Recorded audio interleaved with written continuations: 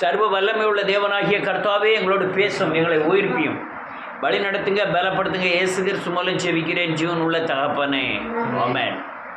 நல்ல காலங்க. நாம் எழுப்புதல் சத்தியங்களை குறித்து தான் இந்த 30 வருடங்களாய் பிரசங்கித்து கொண்டு இருக்கிறோம். ஆனால் கூட்டம் கிடையாது, உருவாக்கப்படுதல். அதனால் நன்றியோடு கூட துதிக்கிறேன். அநேகர் இந்த சத்தியங்களை புரிந்து கொள்வதில்லை. அநேகர் அல்லேலூயா வேறு கோணத்தில் கிறிஸ்துவம் போயிட்டுனா ஆலோசனைகள், நடத்துதல்கள், எதிர்பார்த்தல், அல்லேலூயா இது எல்லாமே உலகத்தை சார்ந்ததாலும் போனதுனால பரலோக ராஜ்யத்திற்கு உண்டான எழுப்புதல் சத்தியங்களை புரிந்து கொள்ளக்கூடிய பலன்கள் கிறிஸ்தவர்களுக்கு இல்லாமல் போனது. இன்றைக்கி நான் நன்றியோடு கூட துதிக்கிறேன். இன்றைக்கும் ஒரு எழுப்புதல் செய்தி தான் நான் சொல்ல போகிறேன். எழுப்புதல் என்பது மரித்தோர் உயிர்ப்பிப்பது. ஆவியிலே மரித்தவர்கள், அல்லேலூயா பின்வாங்கினவர்கள், ஆவியிலே மரித்தவர்கள், இவர்கள் எப்படி எழும்பணும் அப்படிங்கிறது தான் இன்றைக்கி நான் சொல்லக்கூடிய ஒரு சத்தியம். அநேகரை நான் பார்த்துருக்கிறேன், மதம் மாற்றி மதத்திற்குள் வரக்கூடியவர்கள் அந்த தேவை, அந்த என்ன தேவை என்பதை மனதில் வைத்து அந்த தேவைக்காக இயேசு கிறிஸ்துவை பின்பற்றுகிறவர்களாய் காணப்படுகிறார்கள். எக்ஸாம்பிள், ஆசீர்வதிக்கப்படணும், நம்ம எல்லாரோடையும் உயர்ந்திருக்கணும், நோய் குணமாகணும், பேய் போகணும், செய்வனை, இதுக்காக வருகிறவர்கள் அநேகர். அவர்களை விட தேவனால் அழைக்கப்பட்டு அவர்கள் கிறிஸ்துவை ஏற்றுக்கொண்டவர்கள், மதம் மாற்றப்பட்டவர்கள் அல்ல, தம் மனதை தேவன் சமூகத்தில் மாற்றிக்கொண்டவர்கள், தேவனால் தெரிந்து கொள்ளப்பட்டவர்களுடைய வேகங்கள், ஓட்டங்களே ரொம்ப வித்தியாசமாக இருக்கும். ஒரு அதிகமான அர்ப்பணித்தவர்களாக இருப்பார்கள், அவமான நிந்தைகளை ஏற்றுக்கொள்ளுகிறவர்களாக இருப்பார்கள், வைராக்கியமுடையவர்களாக இருப்பார்கள்.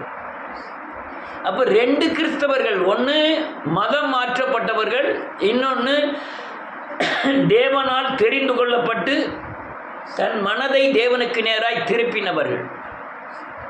மதம் மாற்றப்பட்டவர்கள் வஞ்சிக்கப்பட்டவர்கள், ஆனால் தேவனால் தெரிந்து கொள்ளப்பட்டவர்கள்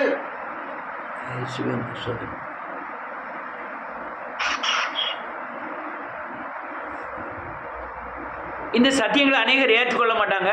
என்னென்னா மதம் மாற்றினாங்க, மதம் மாற்றினவர்கள் தான் அதிகம். அதனால தான் இவங்க இயேசுவை போல மாறுவதற்கோ அல்லது உலகத்தை விடுவதற்கோ அல்லது சத்தியத்தை ஏற்றுக்கொள்வதற்கோ விருப்பம் இல்லை. இவர்கள் விருப்பம் இல்லாதனால தான் இந்த தேவனால் அழைக்கப்பட்டவர்களும் இந்த மதம் மாற்றினவர்களும் ஒரே சபையில் இருக்கிறதுனால் இந்த ஆட்கள் எல்லாம் பலவீனப்படுகிறார்கள். தெரிந்து கொள்ளப்பட்டவர்கள் ஒவ்வொரு மேலும் தேவன் அபிஷேகத்தை ஊற்றுகிறார், ஒரு தேவ தரிசன திட்டத்தை வைக்கிறார். அவர்கள் அழைக்கப்பட்டவர்கள். நான் சொல்லுற சத்தியங்கள் கொஞ்சம் இப்போ உள்ள சபைகளுக்கு மாறுபட்ட கருத்தை போல காணலாம். ஆனால் அது நான் ஜவாப்தாரி இல்லை, நீங்கள் விளக்கம் இதுதான்.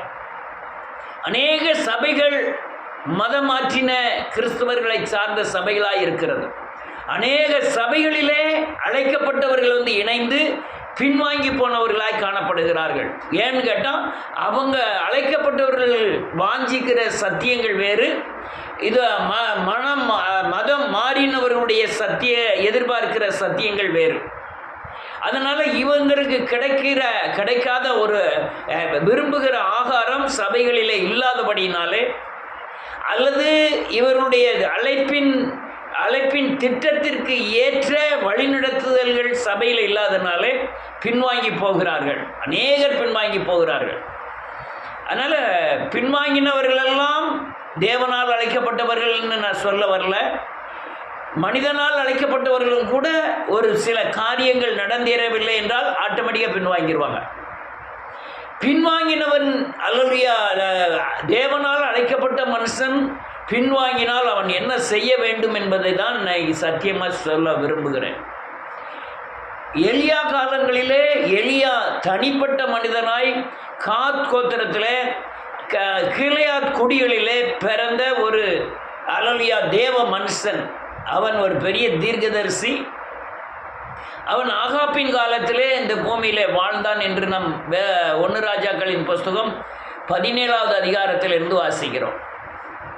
அவன் அல்லேலூயா தேவன் அல்லேலூயா இஸ்ரவேல் ஜனங்கள் எல்லாமே தேவனால் அழைக்கப்பட்ட அநேக ஜனங்களும் கூட இந்த ஆகாப் ராஜாவினுடைய வஞ்சகத்தினாலே, பாகால் தீர்க்கதரிசியருடைய வஞ்சங்களினாலே எல்லாருமே பின்வாங்குகிறார்கள்.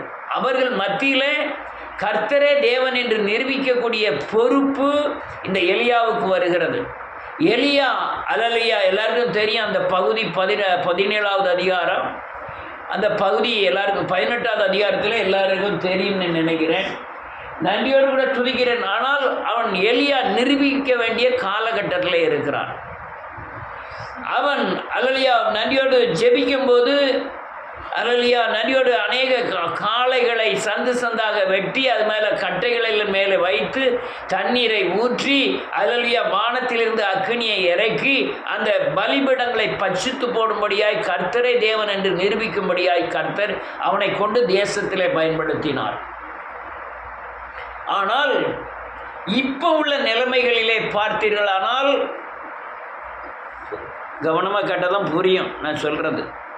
அழைக்கப்பட்டவர்களுக்கு தான் அந்த சத்தியம், தெரிந்து கொள்ளப்பட்டவர்கள் இந்த அல்லேலூயா மனிதனால் அழைக்கப்பட்டவர்கள் இந்த சத்தியத்தை ஏற்றுக்கொள்ள மாட்டார்கள். தேவனால் அழைக்கப்பட்டவர்கள் மட்டும்தான் புரியும். திரும்ப சொல்கிறேன், இந்த பவரை கொடுத்தார் எலியாவுக்கு. வானத்தில் இருந்து அக்கினியை இறக்கி கர்த்தரை தேவன் என்று நிரூபிக்கும்படியாய் கர்த்தர் செய்தார். ஆனால் இன்னைய நிலைமை என்னென்ன தெரியுமா? யாராவது எடுத்தவங்க வாசிக்கலாம். வெளிப்படுத்தின விசேஷம் 13வது அதிகாரம் 14வது 13வது வசனம் 14வது வசனம். வெளிப்படுத்தின விசேஷம் 13வது அதிகாரம் 13வது வசனம் 14வது வசனம். யாராவது எடுத்தவங்க வாசிக்கலாம்.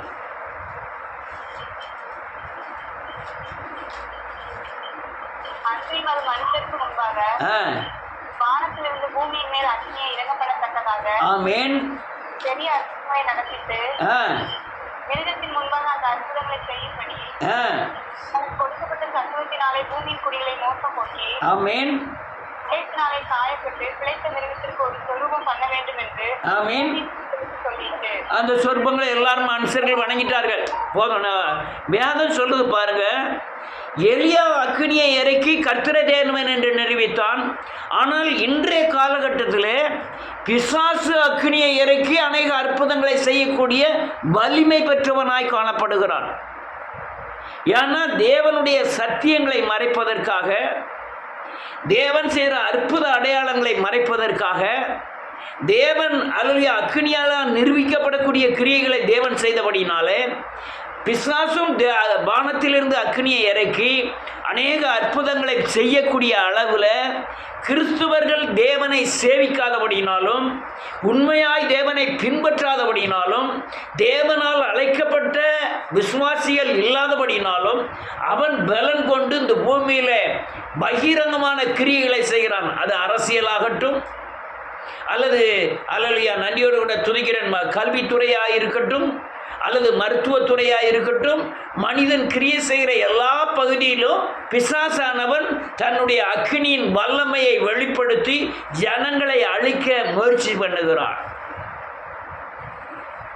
இந்த காரியங்கள் தான் மக்களுக்கு பயங்கரமான சோர்வு.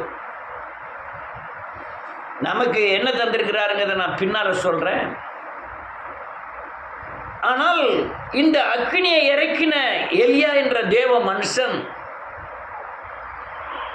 எல்லா பாகால் தீர்க்கதரிசியும் ஒரே இடத்துல வெட்டி போட்டு விட்டான். போட்டது மட்டுமல்ல, 3 வருடம் 6 மாதம் மழை பெய்யாது இருந்த மழையை தேவன் பெய்ய அவன் மூலமாய் அற்புதங்களை நடப்பித்து மழையை பெய்ய செய்து அல்லேலூயா இஸ்ரவேலிலே பெரிய அற்புதத்தை செய்ய தேவன் அனுக்கிரகம் பண்ணினார்.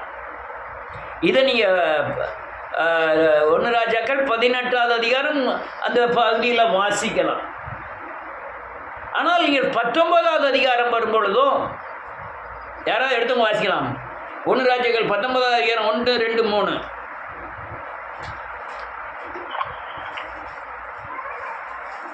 கொஞ்சம் கடற்கடன் வாசிக்கலாம்.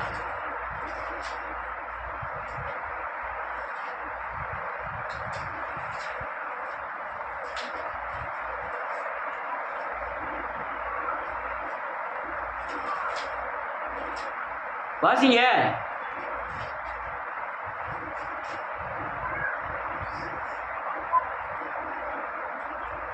எலியா செய்த எல்லாவற்றையும் ஆ உன் தீர்க்கதரிசிகள் எல்லாரையும் பட்டயத்தாலே கொண்டு போட்ட செய்தி அனைத்தையும் ஆமென் ஆகாப் இஸ்ரவேலுக்கு அறிவித்தான்.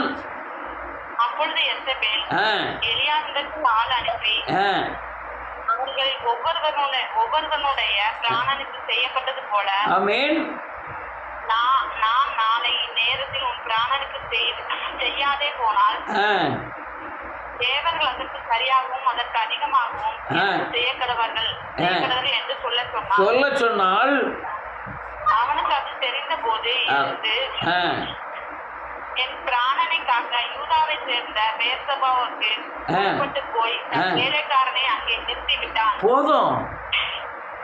ஒரு கிறிஸ்துவன் இவ்வளவு பெரிய அற்புத அடையாளங்களை செய்தவன், வாழ்க்கையில எத்தனையோ காரியங்களை செய்தவர் தேவன். சாட்சி சொன்னா அங்கேருந்து அங்கே வாய் கிழிஞ்சிடும், அந்த அளவுக்கு சாட்சி சொன்னவர்கள், தேவனுக்காய் எதையும் இழக்க துணிந்தவர்கள், தனி மனிதனாக இருந்து பாகால் தீர்க்கதரிசியெல்லாம் கொன்று போட்ட எலியா. இந்த எலியாவுக்கு நாளைக்கு உன் தலை எடுக்கப்படும் அல்லது பாகால் தீர்க்கதரிசி செய்தது போல உனக்கு செய்யப்படும் என்று ஒரு பெண் எழும்பி சொன்ன உடனே தன் பிராணனுக்கு பயந்து ஒரு வேலைக்காரனை கூட்டிக் கொண்டு ஓட ஆரம்பிக்கிறான் பேர்சபாவுக்கு. அப்புறம் பேர்சபாவை விட்டு தான் வெளியே வந்தான். ஆனால் இந்த பேர்சபாவுக்கு திரும்பி போகிறான். மெத்தசோமியா அந்த பேர்சபாவுக்கு திரும்பி போறான் இயேசுவின் நாமத்தினாலே. எலியா அல்லேலூயா போனது மட்டுமல்ல, ஒரு வேலைக்காரனையும் கூட்டிட்டு போறான். அநேக தீர்க்கதரிசிகள் மத்தியிலே, அநேக இஸ்ரவேல் ஜனங்கள் மத்தியிலே, இஸ்ரவேல் தீர்க்கதரிசிகள் மத்தியிலே, ராஜா இருக்கிற மத்தியிலே தனி மனிதனாக இருந்து அந்த பாகால் தீர்க்கதரிசியை எதிர்த்து அல்லேலூயா கர்த்தரே தேவன் என்று அக்னியை இறக்கி நிரூபித்த எலியா இப்போ என்ன ஆயிட்டுன்னா, தான் ஒத்தையில் போனால் ஒரு சங்கடம் என்ன சொல்லி ஒரு வேலைக்காரனை கூட்டிகிட்டு போய் இவன் வேலைக்காரனை ஒரு இடத்துல நிப்பாட்டிட்டு ஒரு நாள் பயணம் போய் ஒரு சூறைச்செடியின் கீழ் இருந்து போதுங்கர்த்தாவே நாத்துமாவை எடுத்துக்கொள்ளும். இவனுடைய அல்லையா பாதுகாப்பு எல்லாம் அந்த வேலைக்காரன். ஏன் வேலைக்காரனை விட்டுருக்கான்னா, ஒருவேளை நான் அங்கே இருக்கும்போது அந்த எசபேல் தீர்க்கதரிசி யாராவது என்னை கொல்லுவதற்காக ஆள் அனுப்பிட்டா அந்த வேலைக்காரன் என்கிட்ட ஓடி வந்து சொல்லிடுவான். அதுக்காக வேலைக்காரன் மேலே தன் ஜீவன் போகாதபடி ஒரு நம்பிக்கையை வைத்திருந்தான். அதே நிலைமை தான் இன்னைக்கு மனிதனை நம்புகிற சூழ்நிலைகள். ஒரு பாஸ்டர் மேலே தன்னுடைய, ஒரு ஊழியன் மேலே தன்னுடைய அல்லேலூயா அல்லது தீர்க்கதரிசி மேலே தன்னுடைய அல்லேலூயா கிறிஸ்துவ ஜீவியத்தை கட்டி எழுப்ப வேண்டும். அவர் பாதுகாத்து கொள்ளுவார், அவர் நம்மை நடத்துவார்னு அநேகர் நம்புகிறார்கள். மனிதனை, புருஷனை நம்புதாங்க, பிள்ளையை நம்புதாங்க. இதெல்லாம் மனுஷனை நம்பக்கூடிய அநேக காரியங்கள். வேதம் தெளிவாக சொல்லுது, இந்த உலகத்தில் மனுஷனை நம்பினா அவனுக்கு கண்ணியை வருவிக்கும்னு. ஆனால் அநேகருடைய நம்பிக்கை இந்த பூமிக்கு அடுத்த வேலைக்காரனை அவன் எப்படி நம்பினானோ அதே மாதிரி தான் இங்கே நம்ப ஆரம்பிக்கிறார்கள். எதை நம்புறான்? ஒரு சூறைச்செடியை நம்புதான். ஒரு பூச்சியை அனுப்பி அந்த சூறைச்செடியை அல்லையா தின்று போட்டதுன்னு நம்ம யோனால வாசிக்கிறோம். அவர் அழிக்கவும் முடியும், அதை உருவாக்க முடியும். ஆனால் இந்த எலியா அந்த சூறைச்செடிக்கிட்ட போய் இருந்தது மட்டுமல்ல, தான் செய்த அற்புத அடையாளங்களை எல்லாம் மறந்து போதும் கர்த்தாவே என் ஆத்துமாவை எடுத்துக்கொள்ளும் பிராணனுக்கு பயந்து ஓடினான்னு வேதம் சொல்லுது. ஒரு நேரம் இந்த பிராணனே, இந்த உயிரே மதிக்காமல் அவ்வளவு தீர்க்கதரிசி மத்தியில் கர்த்தர் தான் தேவன் என்று நிரூபிக்க முடியாது தனிப்பட்ட மனிதனாய் நின்னான். ஆனால் தேவதூதர் மூலமா வந்து கேட்கிறார், எலியாவே நீ எங்க என்ன செஞ்சுக்கிட்டு இருக்க? அவன் சொல்ற ஒரு வார்த்தை, எல்லா தீர்க்கதரிசிலையும் கொண்டு போட்டேன், நான் ஒருவன் மாத்திரம்தான் மேஞ்சினேன், என்னையும் கொல்ல பார்க்குறாங்கன்னு சொல்லி தான் நாங்கள் ஓடி வந்து ஒளிஞ்சிருக்கேன் அப்படின்னு சொல்கிறான். ஆனால் தேவன் அடுத்தால என்ன எழுதியிருக்கு வாசிப்போம். 6வது வசனம். அவன் விழித்து பார்க்கிற போது ஆமென். இதோ கடலில் சுடப்பட்ட அடையும் ஒரு பாத்திரத்தில் தண்ணீரும் ஆமென் தலைமாட்டில் இருந்தது. ஆமென். அப்பொழுது அவன் புசித்து குடித்து திரும்ப படுத்துக் கொண்டான். ஆமென். இந்த அடை அப்பம் என்பது வேதவசனத்தை குறிக்கிறது. கடலில் சுடப்பட்ட அடை என்பது வேத வசனத்தை நடைமுறைப்படுத்தி தியானம் பண்ணி தம் இருதயத்தில் வைத்து அதை அனல் மூட்ட வேண்டும். அவன் அந்த வேதவசனத்தை வாசி, அப்போது அதில் அபிஷேகம் பிறக்கும். அதுதான் தண்ணீர். இந்த இந்த இதுதான் உன்னுடைய சோர்வை நீக்கும் அப்படின்னு ஆண்டவர் சொல்றார். உடனே டக்குன்னு அவன் வேலையா என்ன செஞ்சிட்டான்? அல்லையா, ஆண்டவர் சொன்ன வார்த்தைகள் எல்லாம் தியானிக்க ஆரம்பித்தான். கர்த்தரே தேவன், கர்த்தரே தேவன் என்று ஜெபித்த உடனே அக்கினி இறங்கினதை நினைக்கிறான். அல்லையா, பலிபீடத்திலே தகர்ந்து போன பலிபீடத்தை அல்லையா சீர்படுத்தினதை நினைக்கிறான். சீர்படுத்தின 12 கற்களை வைத்து பலிபீடத்தை ஏற்படுத்தி அதில் 2 படி தானியம் விதைக்கத்தக்கதாய் 3 குடம் தண்ணீர் ஊற்றினதை நினைக்கிறான். இதெல்லாம் தேவன் தன் இருதயத்திலே சொன்ன காரியங்கள். என் வேத வசனங்கள் தன்னை நடத்தி வந்த பாதைகளை அவன் அல்லேலூயா சொல்லி தேவனை மகிமைப்படுத்துகிறான். அவன் தான் அவனுக்கு அபிஷேகம். உங்களுக்கு அப்படிதான். இந்த உலகத்தை சார்ந்து போயிட்டீங்கன்னா செய்த நன்மை, நன்றி, வேதவசனம் எல்லாமே மறந்து போகும். நீ வாயிலிருந்து வர்ற ஒரு வார்த்தை போதுங்க தாவே, நான் ஓடுனது போதும். என்ன நினைக்கிறேங்க தெரியல. 30 வருஷமாய் ஓடிக்கொண்டிருக்கிறேன், அதுக்கு மேலே ஓடிக்கிட்டு இருக்கேன். எந்தவித அல்லையா வெளிப்பாடும் இல்லை. இதுக்கு அப்புறம் என்ன நடக்க போதுன்னு எனக்கு தெரியவும் செய்யாது. ஆனால் எதை பற்றியும் கவலையும் இல்லை. ஆனால் நான் ஓடிக்கிட்டு இருக்கேன் இயேசுவின் நாமத்தினாலே. கர்த்தர் அழைத்தவர் உண்மையுள்ளவர். நான் எலியாவோட மேன்மையானவன்னு சொல்ல விரும்பலை. நாம் பலவீனப்படும் போது பலன் அடைவதற்காக தான் எலியாவை குறித்து இங்கே எழுதப்பட்டிருக்கிறது. வேதவசனங்கள் யாவும் நம்மை தேற்றுவதற்காகவும் நம் பலவீனங்களில் பலன் அடைவதற்காகவும் கர்த்தர் நடத்தின பாதைகளை உணர்ந்து நாம் சுதாரித்து கொண்டு தேவனை பின்பற்றுவதற்காக. இவன் இந்த அடையையும் தண்ணீரையும் குடித்த உடனே 40 நாட்கள் நடக்க ஆரம்பிக்கிறான். ஒரே மட்டும் மனுஷ பலன் அந்த ஒரு நாள் தான். ஆனால் நீ தேவ பலன் அவன் 40 நாட்கள் நடக்க ஆரம்பிக்கிறான். அந்த அடையையும் அந்த தண்ணீரையும் குடித்த உடனே அல்லலியா குடித்த உடனே ஓடி ஒரு கெபியில போய் அல்லலியா உறங்க ஆரம்பிச்சான். மனுஷ பலத்தை விட்டு இந்த உலகத்தில் சௌரியமா எப்படி நம்ம கிறிஸ்துவ ஜீவியம் நடத்தணும்னு அநேகர் முயற்சிக்கிறார்கள். கொஞ்சம் சாப்பிட்டதுக்கு கிடைச்சா, கொஞ்சம் இருக்கிற இடம் கிடைச்சா, கொஞ்சம் சரீரத்தில் கொஞ்சம் பலன் நீளம்லாம் நீக்கி பலன் அடைஞ்சா எதுக்கு இந்த இயேசு கிறிஸ்து? அநேகருடைய தன்மை எலியாவின் தன்மை தான். நம்ம வேதவசனத்தை வாசிச்சாச்சு, பலன் அடைஞ்சாச்சு, வேதவசனம் தெரியும், ஜெபம் பண்ண தெரியும், நம்ம யாரை சார்ந்து வாழ வேண்டும்? அதனால தான் இங்கே மனுஷனே சார்ந்து வாழ்றதில்ல. எந்த 5 விசுவாசி இருந்தாலும் போதும், யார் வந்தாலும் சரி, யார் போனாலும் சரி, நம்ம போதிக்க வேண்டிய காரியம். நான் போயிடுவேன்லாம் என்னெல்லாம் மிரட்டவே முடியாது.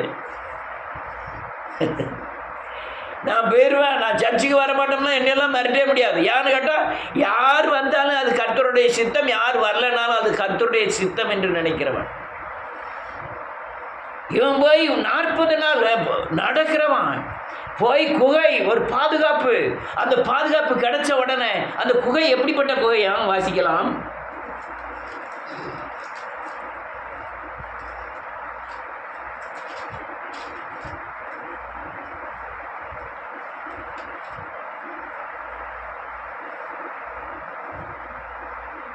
பதினெட்டாவது அதிகாரம்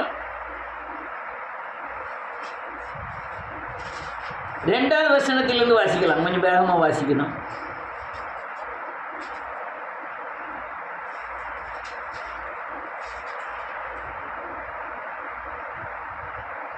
வாசிங்க, யாராவது வாசிங்க, செல்லில் வாசிங்க, இல்லை வெளியினாலும் வாசிங்க, நேரம் ஆகுது. அப்பொழுது எலியா ஆகாபுக்கு தன்னை காண்பிக்க போனான். பஞ்சமாவெனில் சமாரியாவிலே கொடியதா இருந்தது. ஆனபடியா ஆகாப் அரண்மனையை விசாரிப்புக்காரனாகிய உபதியாவை அழைப்பித்தான்.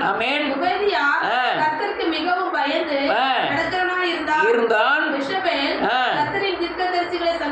போது ஆமென். உபதியா 100 தீர்க்கதரிசிகளை சேர்த்து ஆமென். அவர்களை கெபிக்கு 50 பேராக ஒளித்து வைத்து அவர்களுக்கு அப்பமும் தண்ணீரும் கொடுத்து வந்த அவர்களை பராமரித்து வந்தான். ஆகாப் ஒபதியாவை பார்த்து, நீ தேசத்தில் இருக்கிற எல்லா நீரூற்றுகள் இடத்திலும் எல்லா ஆறுகள் இடத்திலும் போ, நம் சகல மிருக ஜீவன்களையும் சாகக்கூடாமல் குதிரைகளையும் வெவ்வேறு கழுதைகளுமாவது உயிரோடு காப்பாற்றும்படிக்கு நமக்கு புல் அகப்படுமா என்று பார் என்றான்.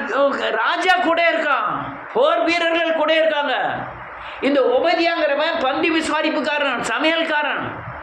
அவனுக்கு கர்த்தருக்கு பயப்படுகிறவன், கர்த்தரை பின்பற்றுகிறவன். இவன் கையில் 100 தீர்க்கதரிசிகள் இருக்கிறார்கள். ராஜா கூடவே இருக்கும் பொழுதே, போர்ச்சவர்லாம் கூடவே இருக்கும் பொழுது அந்த அந்த 100 தீர்க்கதரிசிகளை, இஸ்ரேல் தீர்க்கதரிசிகளை அந்த கெபியில் வச்சு 100 பேருக்கு சாப்பாடு கொடுக்கணும்னா எவ்வளோ சங்கடம். பராமரித்து வந்தானா. அவ்வளவு தூரம் அந்த கெபி அல்லையா பாதுகாப்பாக இருந்தது. என்ன பாதுகாப்புனா, அவ்வளவு இராணுவ சேனைகள் சுற்றி இருக்கும்போது கூட அந்த கெபிக்குள்ளே போக முடியாத அளவுக்கு ஒரு பெரிய பாதுகாப்பு. இவன் இந்த 40 நாள் இந்த தேவன் கொடுத்த அடையினாலும் போஜனத்தினாலும் நடக்கிறவன் இந்த கெபியை பார்த்தானோ இல்லையோ, இதுதான் நமக்கு சௌரியமான இடம், எவனும் வர முடியாது. அங்கே போய் நல்ல சொகுசா உறங்கலாம்.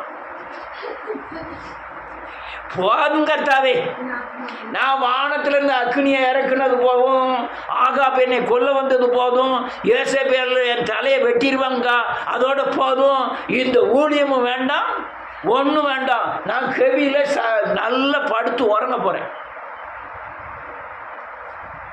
யார் அந்த எலியா? பயங்கரமான ஆளு. அலுலியா காட்டு தேனும் ஒட்டக மயிரி முடித்திருந்த எலியா, மனுஷன் நடமாட்டமே இல்லாத காத்து கோத்திரத்தானாகி அவன் அந்த கீழே மலைகளிலே குடியிருந்த எலியா, திடீரென்று ஆகாப்பட்டத்தில் நேரிலே போய் சொல்றான், இஸ்ரவேலை கெடுக்கிறவர் நீதானே அப்படிங்க. அந்த அளவுக்கு தைரியம் பெற்ற எலியா. இன்னைக்கு என்ன ஆயிட்டு, நம்ம சாக போறோம், இது எதுக்கு? இந்த எழுப்புதல் ஊழியம் எதுக்கு? எங்கேயோ ஒரு காட்டில் வந்து நடத்திட்டு கிடக்கும்.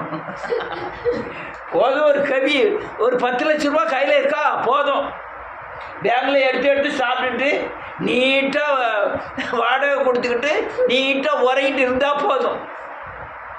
எலியாவுடைய நிலைமை தான். கபியில் போய் பாதுகாப்பான நிலைமைக்கு ஓட்டு அநேக கிறிஸ்துவருடைய நிலைமை தான்.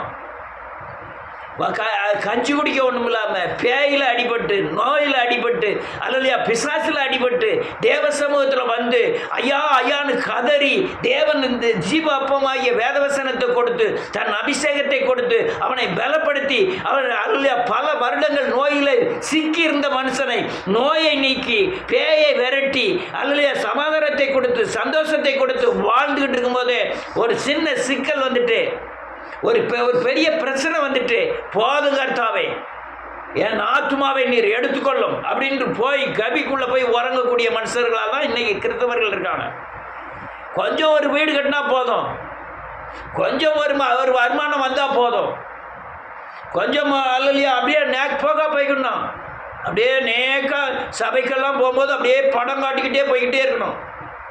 அங்கே முன்ன வாழை காமிக்கணும், பின்னால் தலையை காமிக்கணும்.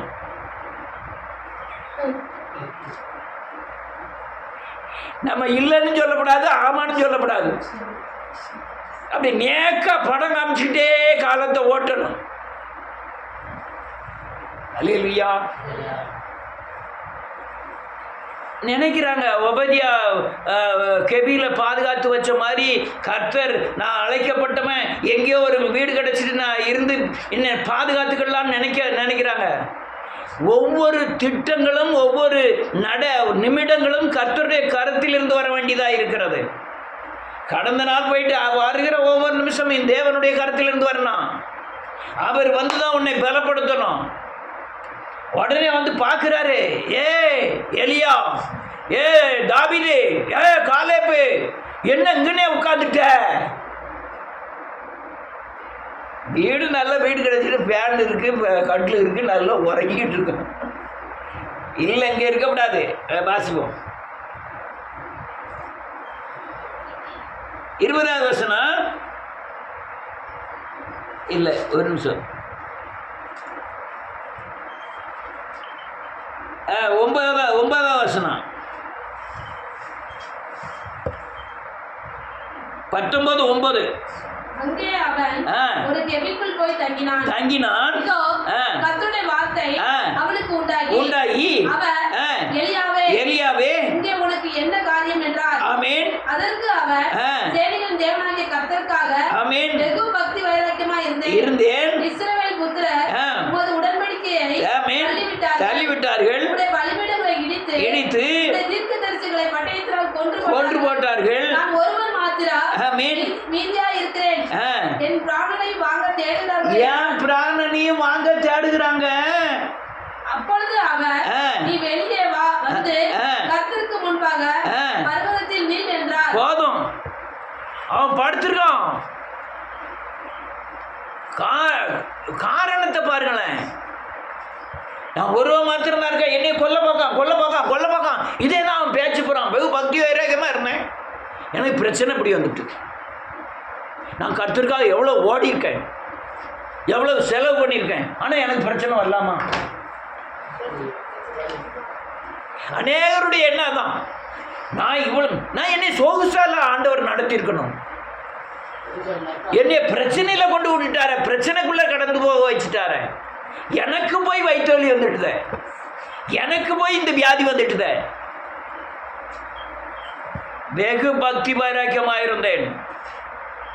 இதெல்லாம் நன்றியோடு கூட துதிக்கிறேன் இயேசுவின் நாமத்தில். அவர் கேட்க, இங்க உனக்கு என்னையா காரியம், உனக்கு என்ன இங்க காரியம்? நான் இங்க வர சொல்லலையா, இங்கே வர சொல்லல அப்படிங்கார். அல்லேலூயா.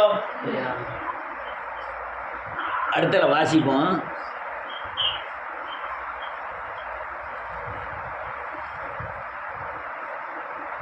பதினைந்தாவது வசனம். 1 ராஜாக்கள் 19:15.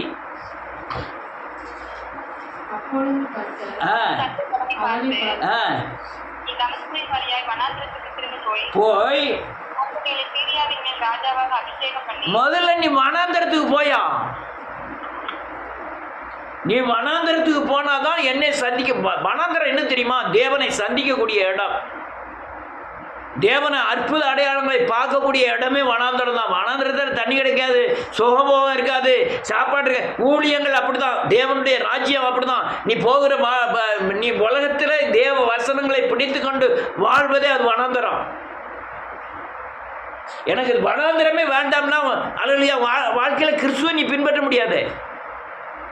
நீ வனாந்தரம், நான் ஒரு இதில் எழுதிட்டு இருந்தேன், நன்றியோடு துதிக்கிறேன். உலகம் பூரா பொய் சொல்லுது, நம்ம பொய் சொல்லாமல் வாழணும், சத்தியத்தில் வாழணும், அடுத்தவங்க நம்ம பைத்தியமாக தோணணும், அண்ணன் தம்பிகளை விடணும், சொந்த பந்தங்களை விடணும், ஜாதியை விடணும், என் நினைவு வேற ஒரு நினைவு மாதிரி மாறணும். எவ்வளவு சிக்கல் இருக்கு, பயங்கரமான வனாந்தரம். நான் உலகத்தில் இருந்துக்கிட்டே உலகத்தை ஒட்டாமல் வாழணும். மற்ற மனுஷங்க சிந்திக்கிற மாதிரி என்னால் சிந்திக்க முடியல. அவங்க கொஞ்சம் விளையணும்னா ஒரு குவார்டர் அடிச்சுக்கிட்டு தான் நம்ம அடிக்க முடியாது.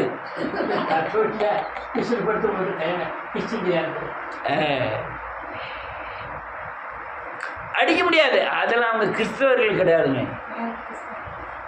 நீங்கள் கிறிஸ்துவர் லிஸ்ட்டில் எடுக்கணும்னா கிறிஸ்துவை உடையவன் தான் கிறிஸ்துவன். சர்ச்சுக்கு போகிறவங்களாம், ஞானசானம் எடுத்தவங்களாம், பேர் மாற்றவங்களாம் கிறிஸ்தவம் கிடையாது. கிறிஸ்துவின் நடத்துதலை பெற்றவர்கள் மட்டும்தான் கிறிஸ்தவர்கள். அவங்களாம் மனுஷனால் அழைக்கப்பட்டவர்கள், நம்ம தேவனால் அழைக்கப்பட்டவர்கள். இங்கே தேவனால் தெரிந்து கொண்டவனுக்கும் மனுஷனால் தெரிந்து ரொம்ப வித்தியாசம் இருக்கும். இவன் தேவனால் தெரிந்து கொண்டவன் வைராக்கியமாக இருப்பான், அவன் வைராக்கியம்லாம் இருக்க மாட்டான். என்ன கிடைக்குமா? இவன் தேவனால் தெரிந்து கொண்டவன் தேவனுக்கு நான் என்ன செய்யட்டும் அப்படின்னு நினைப்பான். அல்லேலூயா.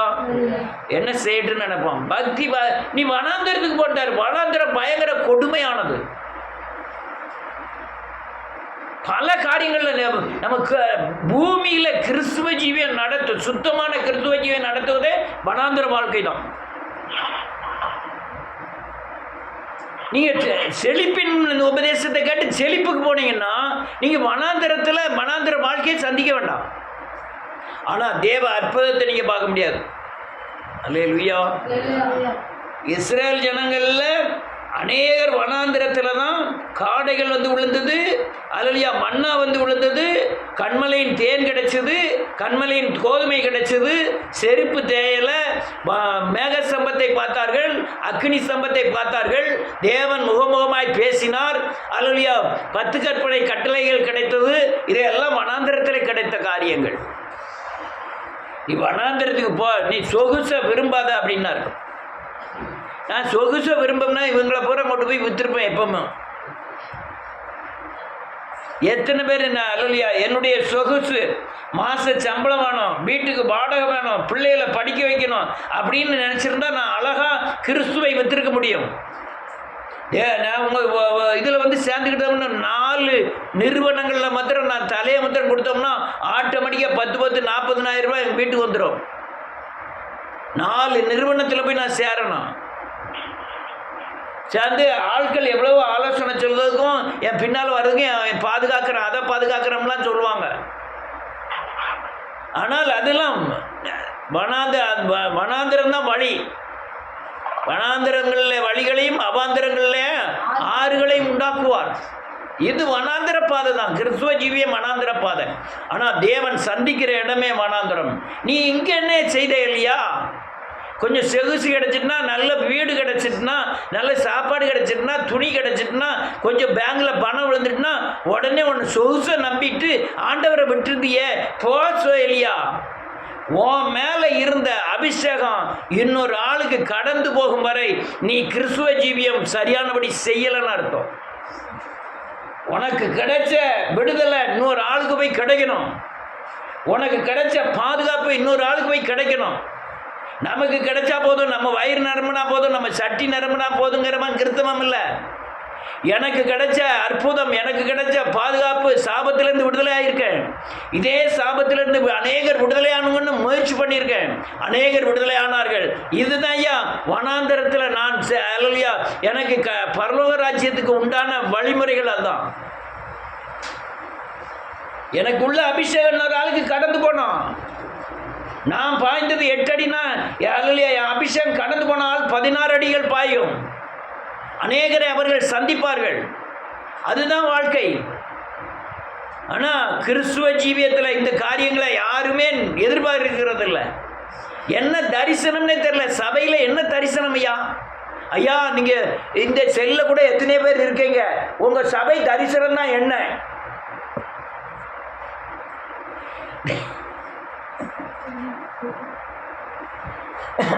சபை தரிசனத்துக்கு நேரம் நீங்க ஓடுறீங்களா? தேவ திட்டம் என்ன? தேவன் உங்க மேல என்ன திட்டம் வைத்திருக்கிறார்? உன் அழைப்பின் திட்டம் என்ன? அதுக்கு எவ்வளவு தூரம் உருவாக்கப்பட்டிருக்கீங்க? இதுல தான் உங்க அழைப்பின் திட்டத்தில் உள்ள தரிசனத்தில் உள்ள அபிஷேகம் உங்களுக்கு வந்திருக்கும்.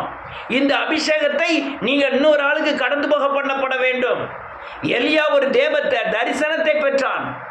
கர்த்தரை தேவன் என்று நிரூபிக்கும்படியான தரிசனத்தை பெற்றான். அவன் நிரூபித்தான்.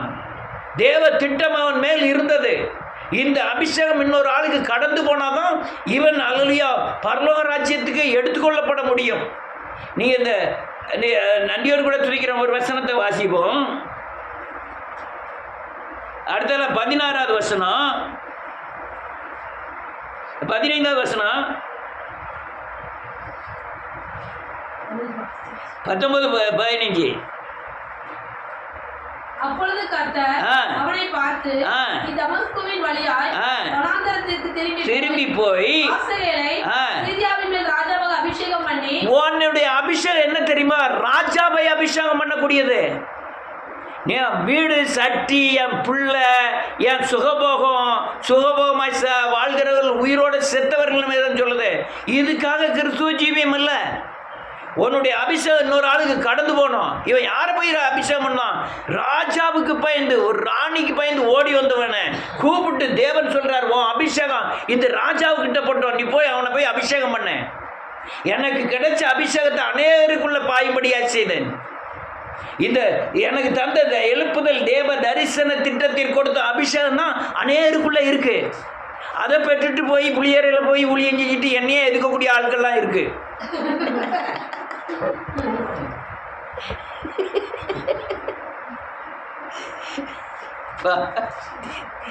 கோபடியலோ 2 பேரும் கோபம் வந்துடும்.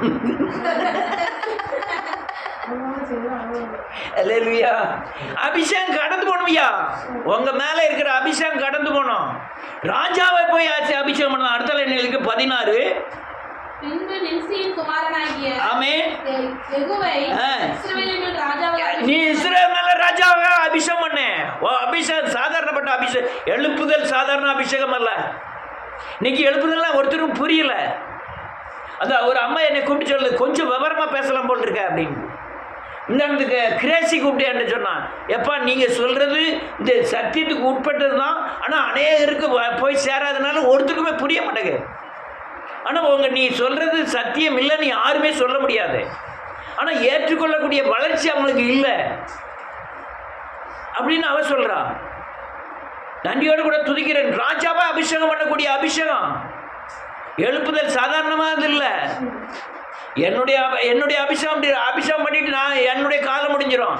ஆனால் இந்த அபிஷேகத்தை பெற்றவர்கள் தான் அநேக யெகூக்கள் எழும்புவார்கள். பாசி வாண்டல ஆமென். மேகலா ஊரானான ஆமென் சாபாதின் குமாரனாகிய ஆமென் எலிசாவை ஸ்தானத்திலே தீர்க்கதரிசியாக அபிஷேகம் நீ தீர்க்கதரிசியா ஒரு எலிசாங்கிறவனை அபிஷேகம் பண்ணு. அவனுடைய பேரு, அவன் எலியா சாகும் வரை அவனுக்கு தண்ணீர் வார்த்தவன் தான் பேரு. எலியாவுக்கு அல்லேலூயா தண்ணீர் வார்த்தை எலிசான்னு பேரு. அவ்வளவு அடங்கி இருந்து இந்த எழுப்புதல் தரிசனத்தை இரட்டந்தனையாய் பெற்றுக்கொண்டான். இந்த அல்லேலூயா இந்த அக்கினி இறக்கக்கூடிய எழுப்புதல் தரிசன திட்டத்தில் இணைந்தவர்கள் ஒவ்வொரு குடும்பங்களிலும் இந்த அக்கினி இறங்கினதுனால தான் சாபத்தை சுட்டரிக்க முடிந்தது.